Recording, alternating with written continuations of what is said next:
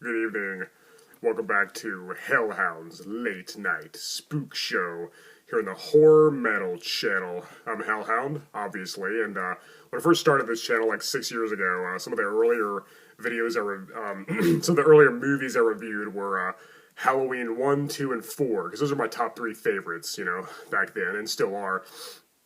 And so I've been meaning to redo those, and now since it's October, more appropriate time to do them, so I'll wait until October to do them because, duh. And also, I did review all the others. I waited like 3 years. I was like, I should review all the movies too. I should review the others, not just my favorites. So I did also review parts 3, 5, 6, 7, 8, the two Rob Zombie movies, and then Halloween 2018 when it came out. So I reviewed all of them, but the ones I set to private from earlier were Halloween 1, 2, and 4. So I'm redoing them now. I already redid my review of the first Halloween yesterday, so check that out if you want. And now we're going to look at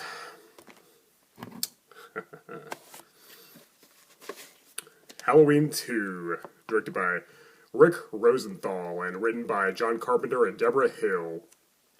A great sequel that is nearly as good as the original in a lot of ways.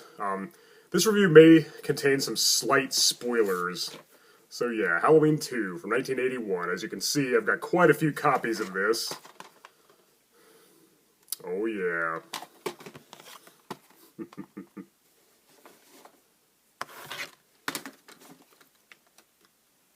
Halloween 2. Oh yeah. After the soulless killer Michael Myers, played this time by Dick Warlock, left a trail of bodies throughout the hometown of Haddonfield, Illinois, sole survivor Laurie Strode, played again by Jamie Lee Curtis, is rushed to a hospital to be treated for her injuries. Dr. Sam Loomis, played again by Donald Pleasance, tried to stop Michael by shooting him 6 times, but the masked maniac escaped and immediately resumed his merciless killing spree. He soon arrives at the hospital where Laurie is staying and begins butchering everyone who crosses his path while searching for his targets.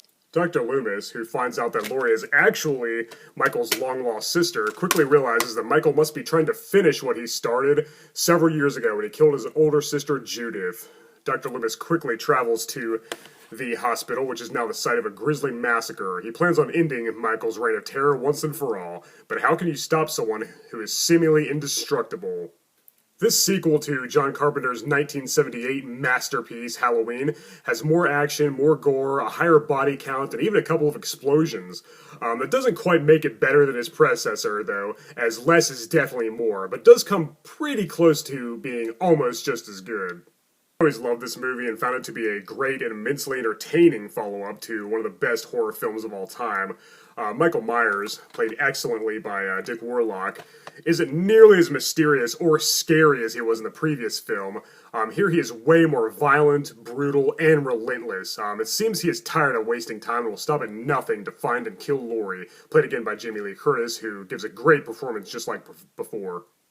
Curtis doesn't have quite as much to do this time around and doesn't have any lines and stuff or scenes, as she's basically so drugged up that she pretty much just runs from Michael the whole film and screams, but that's still pretty scary for sure. I love the scene where he kills Nurse Jill right in front of her.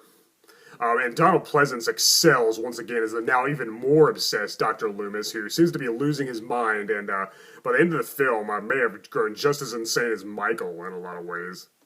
The rest of the cast is solid, too. Leo Rossi is pretty funny as the perverted bud. And I really like Lance Guest as Laurie's almost love interest, Jimmy. We also have Charles Cyphers as Sherrod Brackett and Nancy Stevens as Marion Chambers, both reprising their roles from the first film. I love the claustrophobic setting of this movie, as the darkly lit halls of the hospital make for some truly creepy atmosphere and a feeling of isolation. There's some great kills here as well. My favorite definitely being the hot tub death, where Michael shoves Nurse Karen's head into scalding hot water. Add to all that an epic and explosive finale, and you have Halloween 2. Whereas the first movie was mostly about building suspense and had a more simplistic feel, this one is far less subtle, with way more action and an over-the-top feel. Some scenes are quite bizarre and very out there, odd occurrences that just come out of nowhere. Ben Tramer's death scene was one of the biggest WTF moments ever. If you've seen the movie, you know exactly what I mean. Halloween 2 has a very cruel and mean-spirited tone as well. I love the nasty streak this movie has. It's just so delightfully sadistic. We do see a lot more of Michael, like I said, and there's not as much of a mystique surrounding him this time, but there's still plenty of scenes where he has a very shadowy presence and seemingly comes out of nowhere. It's still quite suspenseful for sure. At least they don't try to overcomplicate it with his character, you know. They don't have too many convoluted ideas surrounding him. You know, they did add the whole sister subplot, of course, but still, he doesn't have, like, you know, a personality or anything, which is always good, of course.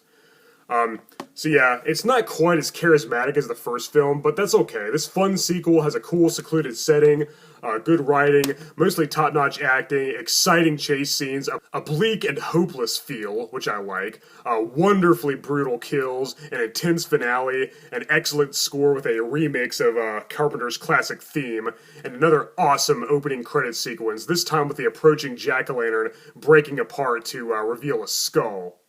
If you're a fan of the original, check this amusing sequel out right away. You surely won't be disappointed. Just keep in mind that it's not quite as sophisticated and profound as the first, despite still being very enjoyable and satisfying. So yeah, that's the original Halloween 2 from 1981, directed by Rick Rosenthal. I hope you guys enjoyed my review, and join me for tomorrow, and I'll redo my review of Halloween 4, The Return of Michael Myers, and then I'll be all caught up with my Halloween reviews. All of them will be available here on my channel just in time for Halloween Kills, which comes out in, what, 4 days? I'm definitely gonna check that out, and you guys will be the first to know what I think about it. I can't wait. I'm freaking psyched. So stay tuned for my full thoughts of Halloween Kills, and once again, join me tomorrow for my redo of Halloween 4. Alright guys, as always, thank you for watching Hellhound's Late Night Spook Show here on the Horror Metal channel. I'm Hellhound, of course, and until next time, later.